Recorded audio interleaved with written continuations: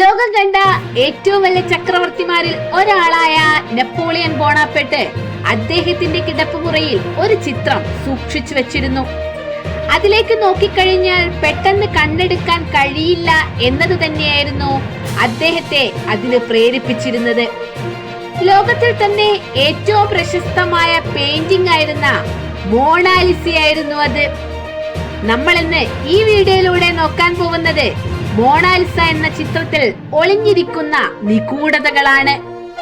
Mona Lisa ഒരു സ്ത്രീ അല്ലായിരുന്നു എന്നത് മുതൽ ഏലിയനുകൾ വരെ നമുക്ക് മോണാലിസ എന്ന ചിത്രത്തിൽ കണ്ടെത്താൻ കഴിയുന്നുണ്ട്. Then welcome back to Nimmi's vlog. എല്ലാ ദിവസവും ഏകദേശം 15,000-ഓളം ആളുകളാണ് അവിടേക്ക് വരുന്നത്. അതും മണിക്കൂറുകളോളം കാത്തുനിന്ന് ഒന്നും തള്ളും സഹിച്ച് ചിലപ്പോഴൊക്കെ മ്യൂസിയത്തിന്റെ ഇടനാഴികളിൽ തിരക്കിന്റെ ഇടയിൽ കൂട്ടം തെറ്റിപ്പോയ ചിലരെയും കാണാം. അവരെല്ലാം ആരെ കാണാനാണ് വരുന്നതെന്ന് ചോദിച്ചാൽ 517 വയസ്സുള്ള ഒരു സ്ത്രീയെ കാണാൻ. മോണാലിസ, ചരിത്രത്തിലെ ഏറ്റവും പ്രശസ്തമായ പെയിന്റിംഗ്, ലിയാനോ ഡാവിഞ്ചിയുടെ വിലമതിക്കാനാവാത്ത സൃഷ്ടി. മോണാലിസയിൽ നിരവധി രഹസ്യങ്ങൾ നിറഞ്ഞിരിക്കുന്നുണ്ട്. മോഹിപ്പിക്കുന്ന കണ്ണുകളുള്ള മോണാലിസ യഥാർത്ഥത്തിൽ ആരാണ്? മോണാലിസയുടെ ഈ ചെറിയ പുഞ്ചിരി എന്താണ് അർത്ഥമാക്കുന്നത്? മോണാലിസ ശരിക്കും ഡാവിഞ്ചി തന്നെയാണോ എന്നതും ഒരു ചിരിയിലുപരി പല കാര്യങ്ങളും മോണാലിസയിൽ ഒളിഞ്ഞു കിടക്കുന്നുണ്ട്. അങ്ങനെ ഒളിഞ്ഞു കിടക്കുന്ന കാര്യങ്ങളെല്ലാം ശാസ്ത്രീയമായ അനുമാനങ്ങൾ മാത്രമാണ്. ഇത് വരച്ച ഡാവിഞ്ചി എന്ന അപൂർവ കലാകാരന് മാത്രമേ ഇതിനെപ്പറ്റി ശരിയായ വസ്തുതകൾ അറിയാനാവൂ. അതിൽ ഒന്നാമതായി പറയുന്ന കാര്യമാണ് മോണാലിസ ഒരു പ്രഗ്നന്റ് സ്ത്രീയായിരുന്നു. എങ്ങനെയാണ് ഈ ചിത്രത്തിൽ നിന്ന് ഇത് മനസ്സിലായത് എന്ന് വെച്ചാൽ ഡാവിഞ്ചി മോണാലിസയ്ക്ക് നൽകിയിട്ടുണ്ടായിരുന്ന വസ്ത്രങ്ങൾ തന്നെയായിരുന്നു അതിന് സൂചനകൾ നൽകിയിട്ടുണ്ടായിരുന്നത്.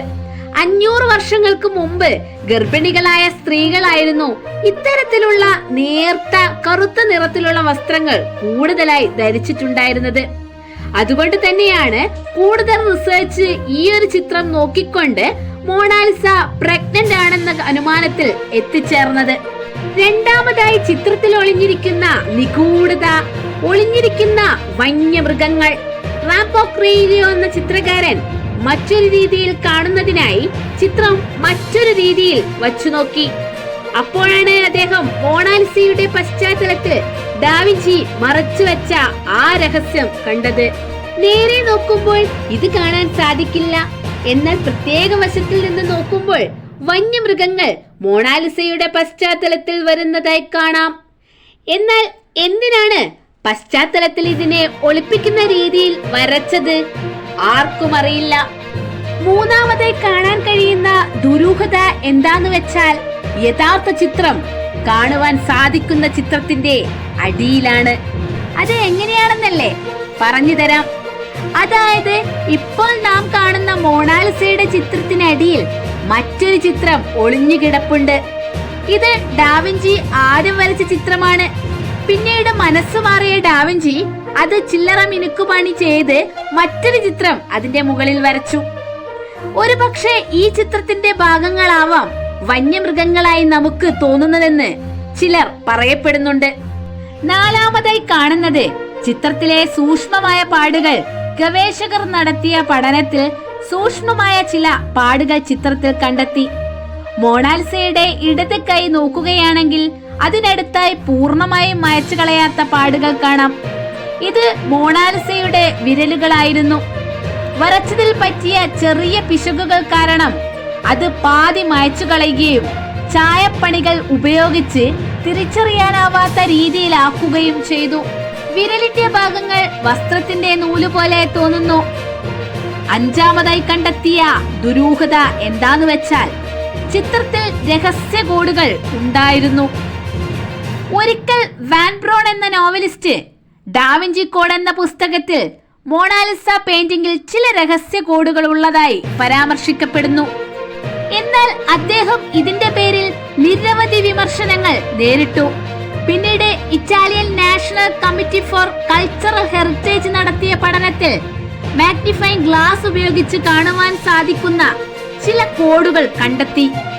അതിന്റെ അർത്ഥം കണ്ടെത്തുവാൻ നമുക്ക് ഇന്ന് വരെ സാധിച്ചിട്ടില്ല.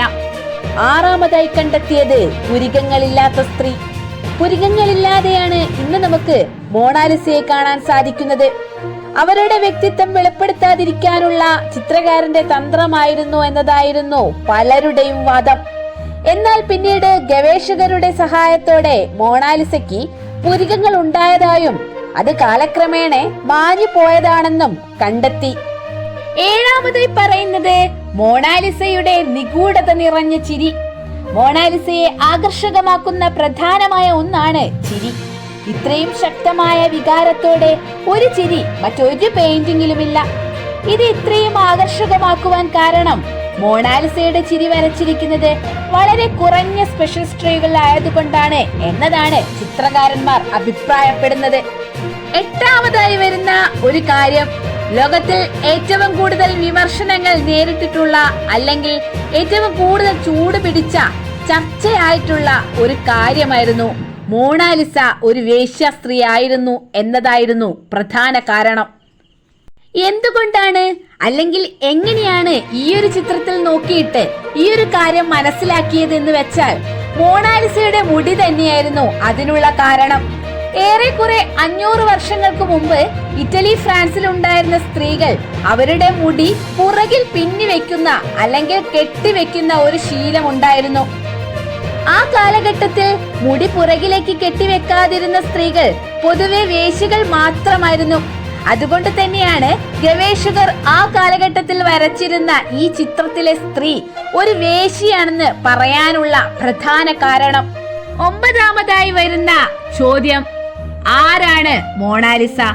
ഈ ചോദ്യത്തിന് ചിത്രകാരന്മാർക്കിടയിൽ വ്യത്യസ്ത അഭിപ്രായങ്ങളായിരുന്നു ഉണ്ടായിരുന്നത്. ഡാവിഞ്ചി അദ്ദേഹത്തിന്റെ ചിത്രം മാറ്റി വരച്ചതാണെന്ന് ചിലരുടെ വാദം. കാരണം മോണാലിസയുടെ മുഖത്തിന് ഒരു പുരുഷന്റെ മുഖവുമായി സാമ്യമുണ്ടായിരുന്നു.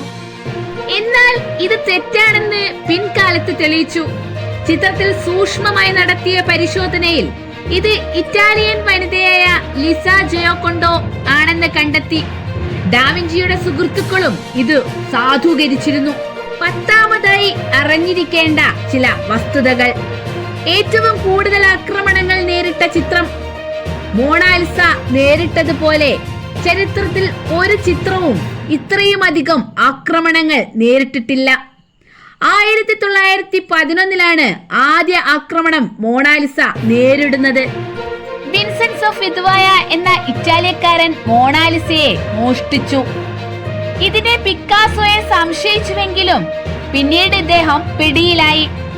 1914 1931 ഉണ്ടായ ലോക യുദ്ധങ്ങളിൽ വ്യോമാക്രമണങ്ങളിൽ നിന്നും സംരക്ഷിക്കുവാനായി മോണാലിസയെ സൈനിക വാഹന വ്യൂഹത്തിന്റെ അകമ്പടിയോടെയാണ് സംരക്ഷിച്ചു കൊണ്ടുപോയത്. മറ്റൊരു അത്ഭുതപ്പെടുത്തുന്ന കാര്യം കണ്ടെത്തി. അദ്ദേഹത്തിന്റെ ചിത്രത്തിൽ ഉൾപ്പെടുത്തിയിരിക്കുന്ന ചില ചിത്രങ്ങളെല്ലാം മിററിനു മുന്നിൽ പിടിച്ചാൽ മാത്രമേ നമുക്ക് വൃത്തിയായി കാണാൻ കഴിയുമായിരുന്നുള്ളൂ. അതുകൊണ്ട് തന്നെ ഡാവിഞ്ചിയുടെ മോണാലിസ എന്ന ചിത്രത്തിന്റെ ഒരു മിറർ ഇമേജും ഒറിജിനൽ പെയിന്റിംഗും ചേർത്ത് നോക്കിയ സമയത്താണ് അതിന്റെ അകത്ത് ഒരു ഏലിയൻ പോലുള്ള ഇമേജ് കാണാൻ നമുക്ക് കഴിഞ്ഞത്. ഏലിയനുകൾ ഉണ്ടായിരിക്കാം എന്നതിന്റെ ഒരു സൂചനയാവണം അദ്ദേഹം ഈ ഒരു ഐഡിയ മനസ്സിൽ വെച്ച് ചിത്രം വരച്ചതെന്ന് ഗവേഷകർ അഭിപ്രായപ്പെടുന്നു. ഇന്നും ഈ ചിത്രത്തിനെ കുറിച്ച് പലതരത്തിലുള്ള റിസർച്ചുകൾ നടന്നുകൊണ്ടിരിക്കുകയാണ്.